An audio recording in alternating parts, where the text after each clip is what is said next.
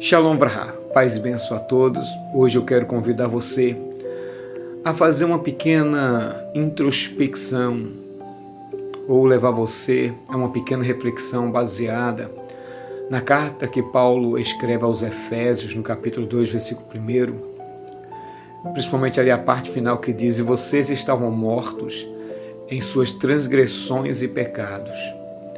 E nós gostaríamos de dividir com vocês o significado de mortos no contexto espiritual. Quando Paulo diz que estávamos mortos, ele não está falando de uma morte física, mas nós entendemos que está falando de uma morte espiritual. Isso significa que antes de Cristo, toda a humanidade estava, primeiro, separado de Deus, como encontrado em Isaías 59:2. Ou seja, não havia comunhão, conexão. A humanidade estava alienada de Deus, sem nenhuma vontade própria de retornar à fonte, à sua origem, que era Deus. 2. Sem vida espiritual, como está em João capítulo 5, versículo 24. E por isso nós éramos incapazes de responder a Deus por nós mesmos, sem condição nenhuma. Nós, por nós mesmos, não tínhamos, como muitas não têm até os dias de hoje, condições de responder positivamente a Deus por si só. E terceiro, a humanidade estava escravizada pelo pecado, como está registrado também em Romanos capítulo 6, versículo 20, onde nós estávamos completamente submetidos ao domínio do pecado. E aqui, nesse momento, surgiria ou poderá surgir uma pergunta que nós queremos responder. A pergunta é: então mortos quer dizer que não tínhamos nenhuma condição de nos salvar? Eu respondo: exatamente. Assim como um cadáver não pode se levantar sozinho, o ser humano, em seu estado natural, caído de pecado, não pode se regenerar ou buscar a Deus por vontade própria. Romanos 3:11 nos ajuda a entender isso. Por quê? Porque a morte espiritual é uma condição de total incapacidade. Se Deus não atuasse na minha vida e na sua vida, e se o Espírito Santo não nos convencesse da justiça, do pecado e do juízo, nós, por nós mesmos, se não fosse uma atuação externa de Deus em nós, nós não entregaríamos as nossas vidas a Deus pelos méritos de Cristo. Agora, existe a causa da nossa morte que está lá registrado no versículo 1 do capítulo 2 de Efésios. São elas: transgressões e pecados. Paulo usa duas palavras muito importantes aqui, que é a palavra transgressão, delito, pode ser, vai depender da tradução, mas a palavra lá é peraptoma, paraptoma, melhor dizendo.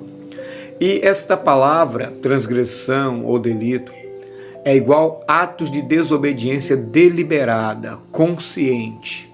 Nós podemos aqui usar o caso de Adão e Eva, quando eles pecaram de maneira deliberada. Eles sabiam que não deveriam comer, eles tinham conhecimento da sentença, caso comesse daquele fruto, e mesmo assim, depois de uma proposta feita pela serpente, eles deliberadamente, conscientemente, decidiram comer do fruto proibido, e assim deu no que deu.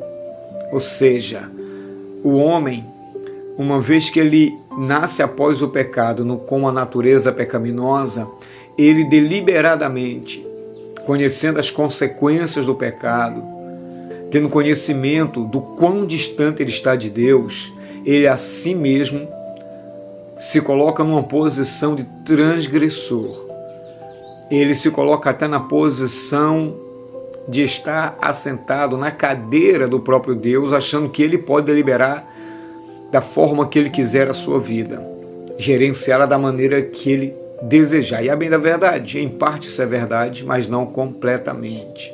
E agora, a número 2 é a palavra pecados, que vem da palavra hamartia, que originalmente essa palavra significa errar o alvo, é falhar naquilo que Deus determinou como um padrão. Ou seja, essas duas palavras juntas mostram que, o pecado não é apenas o que fazemos, mas o que somos. Observação, os pecados, ela é uma força dominante que faz com que estejamos submissos a ela, uma vez que estamos sem Cristo. O ser humano sem Cristo, ele pode ser uma boa pessoa, amável, dedicado à família, honesto, mas, segundo as Escrituras, sem Cristo, ele continua em um mundo que vai ser condenado, numa pegada, numa caminhada de desobediência, de insubmissão e de não desejar estar perto de Deus, mesmo que ele afirme que Deus está no seu coração. Se Cristo não for o alvo dessa pessoa, se ele não tiver sido resgatado por Cristo, se ele não tiver entregue a sua vida a Cristo e através do Espírito Santo ter a sua vida transformada, ele continua sendo um pecador, ou seja, um transgressor por conta da ausência de Cristo. E é por isso que aí entra a segunda observação que eu quero fazer com vocês. Vivíamos sobre o domínio do pecado, não dos pecados. Pecados, no plural, é a ação do agente dominante no qual nós estamos dominados a ele, que é o pecado, é o poder reinante. Efésios capítulo 2, versículos 2 e 3 nos deixa isso bem claro. E deixa ali uma expressão que eu quero usar nesse momento, que é seguindo os desejos da carne, dos pensamentos e do mundo. Beleza, aí que cabe uma outra pergunta. Isso significa que mesmo boas ações sem Cristo não têm valor para Deus? Exatamente. Porque em Isaías capítulo 64, versículo 6 diz que todos os nossos atos de justiça são como trapos imundos diante de Deus. Isso é uma realidade que nós precisamos estarmos sempre atentos, porque é interessante notar que todo ser humano que comete atos de justiça, mesmo que seja louvável diante de Deus, não passam de trapos de imundícias.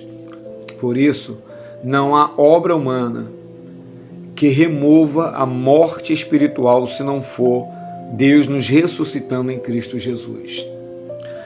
E o interessante é que agora eu quero trazer à memória a solução em Cristo, que é o contraste de Efésios do capítulo 2, versículos 4 e 5. Eu quero que você veja a gloriosa notícia que vem depois dessas afirmações. O versículos 4 e 5, parafraseado, diz assim: mas Deus, que é rico em misericórdia, nos deu vida com Cristo.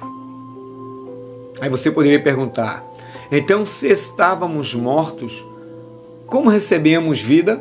Volto a repetir, pela graça mediante a fé, que está no versículo 8 do mesmo capítulo.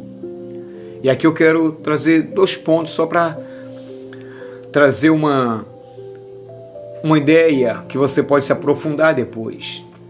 O versículo 5 tem uma expressão lá, Deus nos vivificou. Queridos, se Deus nos vivificou, isso não é nada mais, nada menos do que um milagre. E para você ter uma ideia mais clara, é só você lembrar do que aconteceu com Lázaro, amigo de Cristo. Ele estava morto, mas ele precisou de um agente externo para ressuscitá-lo, porque por si só ele não tinha condições nenhuma de ser ressuscitado. É por isso que nós somos salvos pela graça mediante a fé. Isso não vem de nós, é um dom de Deus. E o versículo 5 deixa bem claro, Deus nos vivificou, partiu dele essa ressurreição. E a partir disso, nós encontramos um outro fator muito interessante, só que em Colossenses capítulo 3, versículo 4, que diz assim, só a parte que eu quero. Cristo é a nossa vida. Maravilha, maravilha de Deus. Ele nos tirou da morte para a comunhão com Deus, sendo Cristo a nossa própria vida. Cristo morre a nossa morte e ressuscita para viver em novidade de vida. Então, quando Cristo morre a nossa morte pelos nossos pecados e nós depositamos a nossa vida, entregamos a nossa vida a Deus pelos méritos dele, nós somos mortos também nele, e como ele ressuscitou, nós também somos ressuscitados por Deus, da mesma forma que Deus ressuscitou Cristo, espiritualmente nós somos ressuscitados em Cristo, porque só em Cristo temos a vida eterna. E aí nós poderíamos tirar algumas lições práticas, que a primeira, todas elas são essenciais, mas umas, dependendo da configuração de cada pessoa, vai exigir mais dela. Mas é exigido de todos. Alguns terão mais dificuldade de desenvolver algumas características, como a humildade, que é reconhecer que sem Cristo estávamos perdidos. 2, devemos ter gratidão, porque se agradecer a Deus é um reconhecimento que nós precisamos ter por Deus nos ter dado vida quando éramos mortos, quando estávamos mortos. E ao mesmo tempo Ele nos confere uma responsabilidade, que é a nossa missão, que é levar essa mensagem a outros que ainda, infelizmente, estão mortos em pecados e delitos.